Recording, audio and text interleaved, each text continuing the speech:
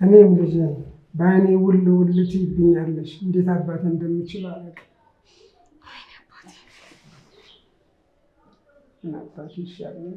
አይዞሽ አባቴ፣ መጨረሻችን እኮ አስመሰልከው። በቃ አይዞሽ። እንግዲህ እሱ የምታምኚው እግዚአብሔር እንግዲህ እሱ ይጠብቅሽ እንጂ እንግዲህ ዳግም ላይ ለስጋ ያብቃል። እንዴት አድርገዋል? ተሰናባታችሁ ጨረሳችሁ? አዎ፣ መኪና እንዳይመጣኝ እንሂድ በቃ። በይ እንግዲህ ሰላም ይሁን። ሰላም ያገናኝ። አይዞሽ አይዞሽ። በይ ሰላም ይሁን። በይ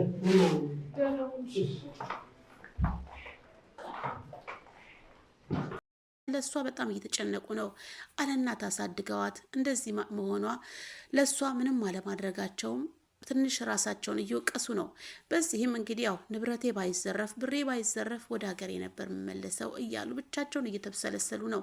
ጽናትም የአባቷ ሁኔታ እንደዚህ መሆን በጣም ጨንቋታል። እባክህ ምግብ ብላም ብትለው እኔ አሁን በቅርብ ነው የበላሁት እያለ ነው። እሷም በአባቷ ሁኔታ በጣም ግራ ተጋብታለች።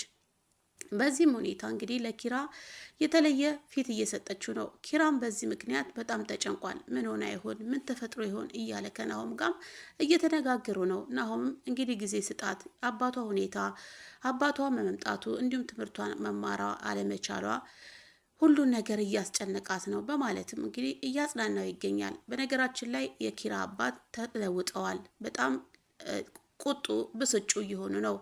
ያም ደግሞ ክብሮም ደውሎ በሁለቱ መሀል የሆነ ነገር እንደተፈጠረ ስለነገሩት በጣም ተናደዋል። ኪራን በማስጠራት እንዴት ታረጋለህ? እንዴት ታረጋለህ? አንድ ልጅ የምለውን እንዴት የሚመጣ እንግዳ እንደዚህ አርገህ ታባረራለህ? በማለትም ኪራን ወቅሰውታል። ኪራም አረ በወጣቶች መሀል የሚፈጠር ነገር ነው፣ ቀለል አድርገው አባዬ በማለትም ይናገራል። የኪራ አባትም እንዴት አንድ ሴት በመሀላችሁ ትገባለች? በማለትም ስለ ጽናት እየተናገሩ ነው። ኪራም በፍጹም ጽናት እዚህ መሀል ምንም ጥፋት የለባትም፣ በእርግጥ በሁለታችን መሀል እሷ ብትሆን ጥሉም እዚህ መሀል ምንም የምታውቀው ነገር የለም እያለ እየተከራከረ ነው። አባትየውም በጣም ተናደው እንግዲህ ተናግሬያለሁ፣ እናትህ ያንተን ወግ ማየት ትፈልጋለች፣ ማግባት አለብህ እያሉም እየተናገሩ ነው። ኪራም እንዴት ለምን ምክንያቱስ በማለትም ያው ቢጠይቁትም ሌላ ቀን እነግርሃለሁ ብለው አለባብሰው ትተዋል ማለት ነው። እንግዲህ የኪራ አባትም በጣም ተናደው ጽናትን ተናግረዋታል ማለት ነው። እንዴት በሁለት ወንድማማቾች መሀል ትገቢያለሽ? ምን አይነት ሰው ብትሆኝ ነው? በማለትም ተናግረዋታል። እሷም በጣም ይቅርታ በማለት አንገቷን ደፍታ ምንም ሳትናገር ጥለዋት ሄደዋል። ጽናትም በጣም አለቀሰች፣ አዘነች። ለምን ፈጣሪ በእኔ ላይ ይሄ ሁሉ መከራ፣ አንዱን መከራ አንዱን ቀዳዳ ደፈንኩ ስል ሌላ መከራ ይመጣብኛል፣ ፈጣሪ ወይ ለምን ብላ ወደ ፈጣሪዋ እያለቀሰች ነው። እና ሙዶችዬ ኪራም በፊናው በጣም ጭንቀት ላይ ነው ያለው፣ የጽናት እንደዚህ መሆን።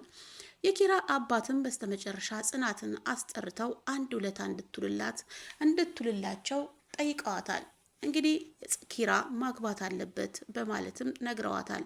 እና አባቴ ምን ልረዳው ትችላለሁ በማለትም ጠይቃቸዋለች። እሳቸውም እናትየው የካንሰር ታማሚ ናት፣ የቀራት ጊዜ ጥቂት ነው፣ የብዙ ሰዎችን ሰርግ እየበላች እኔ መቼ ነው ልጄን ምድረው እያለች በጭንቀት ላይ ነው ያላችሁ። እናም ልጄ አንድ የአካባቢያችን ልጅ አለች፣ እሷን ወደዚህ ትመጣለች፣ ሁለቱ መሀል ፍቅር እንዲፈጠር እንድታረጊ ነው እባክሽን፣ የምትፈልጊም ነገር ካለ በገንዘብ ረዳሻለሁ በማለት ጠይቀዋታል። እሷም በጣም ደንግጣ ግራ በመጋባት እንዴት ሊሆን ይችላል? እኔ እንዴት አድርጌ ሁለቱን ላፋቀር እችላለሁ? በማለት መልሳለች። ትችያለሽ ብለዋታል። እሷም እኔ እኮ ከኪራ ብላ ሳትጨርስም አዎ አንቺና ኪራ ሁሌ እንደምትጋጩ አውቃለሁ፣ ሆኖም ግን ይህን ማድረግ አያቅትሽም ብለው መልሰውላታል። እሷም ግን እኮ ኪራ በህይወቱ ሴት ትኑር አትኑር ፍቅረኛ ይኑሮ አይኑሮ የምናውቀው ነገር የለም፣ እሱም መጀመሪያ መጠየቅ አለብኝ በማለትም ስትመልስላቸው አባትየውም በፍጹም ኪራ አውቀዋለሁ፣ ልጄን አውቀዋለሁ፣ ምንም ሴት የለችም በህይወቱ እና እባክሽን እርጅኝ፣ እችን ሴት ሁለቱ እንዲፋቀሩ አድርጊልኝ፣ የእናትየው ህልም እንዲሳካ እኔም ህልሜ እንዲሳካ በማለትም ነግረዋታል። እሷም እንግዲህ የቻልኩትን ያህል ሞክራለሁ ብላ መልስ ታጣቸዋለች። እንግዲህ ኪራም ወደ ኩሽና መጥቶ ሲያናግራት ጽናት ተቀየረችበት፣ አውሬ የሆነችበት። ጽናት ምን ሆንሻል ፍቅር እማ እያለን ቢያናግራት ሌላ ሰው ሆናበታለች። አዎ ሰራተኛ አይደለው ነገ ተሳደባ ተናገራ እያለች የሌላ መላ ምታለች። ኪራም በጣም ነው ግራ የተጋባው። ምን ሆንሻል? ያጠፋሁት ነገር አለ? ምን ተፈጠረ? በማለትም የጠይቃት ነው። አዎ አንተ ምን ያላጠፋው ነገር አለ? ፊት ለፊት አይነን አፍጠ ምን አጠፋው ትላለ? ምን የበደልከኝ እኔን ያላረከኝ ምን ነገር አለ? በማለት የባለፈ ታሪክ እያነሳች ነው። እሱም እባክህ ጽ የባለፈውን ታሪክ ላልናነሳ ድጋሚ ወደ ኋላ ላንመለስ ቃል ተግባብተናል። አሁን ምን ተፈጠረ? በቃ በኋላ ስትረጋጊ እናወራለን በማለትም ጥሏት ሄዷል። እሷም እሱ ከሄደ በኋላ የኔ ጌታ እኔ ልንከራተት፣ እኔ ልደንግጥ፣ እኔ እንደዚህ ኑድልህ ምን ላድርግ ግራ ገባኝ በማለትም ባደረገችው ሁኔታ በጣም ተጨንቃለች። እሱን እንደዚህ ማድረጓ ውስጧ ተጎድቷል። እንግዲህ ጽናት ምን እያደረገች እንደሆነ ለራሷም ግራ ገብቷታል። ምህሩም ምን እየሆነ ነው በማለትም ጠይቃታለች። ጽናትም ምንም አልተፈጠረም ብላታለች። ምህሩም እባክሽ ጽናት የሆነ ነገር እንደተፈጠረ ይሰማኛል፣ ግን ብትነግሪኝ ደስ ይለኛል፣ ካልሆነ ግን አላስጨንቅሽም ብላታለች። ጽናትም ምህሩ ብላ ልትነግራትም ብላ ሀሳቧን ትታለች። ምን ነው የሆነ ነገር ልትነግሪኝ ነበረ? አይ ተይው በቃ ዝም ብዬ ነው በማለትም ጽናት አሁንም ነገሮችን እያልበሰበሰች ማለፉን መርጣለች። ምህሩም በቃ ችግር የለውም አላስጨንቅሽም፣ በቃ እኔ ምግብ እሰራለሁ ሂጂ ብላት ስትላትም ጽናትም ኧረ እባክሽ ምህሩ ሰሞኑን በጣም ስራ አበዛውብሽ በማለትም ትላታለች። ምህሩም ተይ እያራቅሽኝ ይመስለኛል በማለትም ብላታለች። እንግዲህ ጽናትም የአባቷ ነገር በጣም እያስጨነቃት ነው። አባቷም ለመሄድ ተነስተዋል። ጽናትም ለምህሩ አሁን አባ ገንዘብ አስቼ ብሰጠው ኬታ መጣሽ ይለኛል እና እባክሽ በአንቺ በኩል ስጭልኝ በማለትም እየጠየቀቻት ነው። ምክንያቱም ተማሪ ነኝ እኔ እየሰራው እንዳልሆነ ነው የሚያውቀው።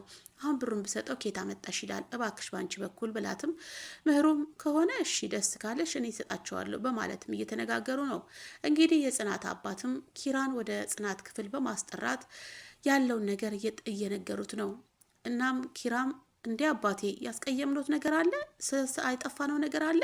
በማለትም እየጠየቃቸው ነው። እሳቸውም አረ በፍጹም ልጄ ምንም አላጠፋ፣ እዣት የመጣሁትን ጥሪት ሌባ ሰረቃት እናም በማለት እየነገሩት ነው። ኪራም እንዴ አባቴ ይሄ እኮ እንደ ቤቱት ነው፣ እኔም እንደ ልጁት ይሁኝ፣ ደግሞ እኮ ለእርሱ የተለየ ነገር እየሰራን አይደለም፣ ያለውን ነገር ቤት ያፈራውን ነው እየቀመስን ያለ ነው እና ምራት እንብላ በማለት ጋብዟቸዋል። እሳቸውም ተው ልጄ አሁን በቅርብ ነው የበላሁት፣ ግን አንድ ነገር ላስቸግርህ ብለው ጠይቀውታል። እሱም ምን ልርዳዎት አባቴ ብሎ መልሶላቸዋል። እሳቸውም አገሬ መሄድ አስቤያለሁ እና እባክህ ለትራንስፖርት እዛ ከሄድኩ በኋላ እልክልሃለሁ የምትፈልገውን ነገር ብቻ ነገ ጠዋት በበራሪ ትኬት ቆርጠ ላከኝ ብለውታል።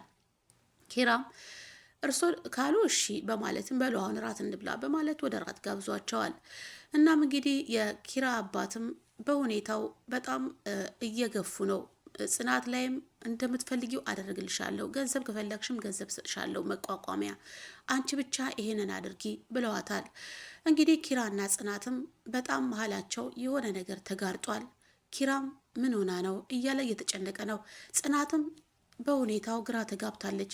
እንዴት አድርጌ የምወደውን የማፈቅረውን ሰው ሌላ ሰው አፍቅር ብዬ ልጋብዝ እችላለሁ በሚልም ራሷን እያስጨነቀች ትገኛለች። በዚህ በኩል የእናቱን ነገር ሰምታ እንዴት አድርጌ ራስ ወዳድነት ነው እሳቸው ያቀራቸው ጊዜ ትንሽ መሆኑን እያወቅኩ እኔ እንዴት የፍቅሬን አስበልጣለሁ? ይሄ ራስ ወዳድነት ነው ብላም ራሷን እያስጨነቀች ራሷን እያብሰለሰለች ትገኛለች።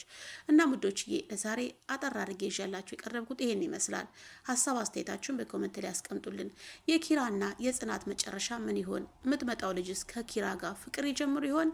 ምን ይፈጠር ይሆን የሚለውን አብረን የምንመለከት ይሆናል። እስከ ፍጻሜ አብራችሁ ስለቆያችሁ ከልብ አመሰግናለሁ።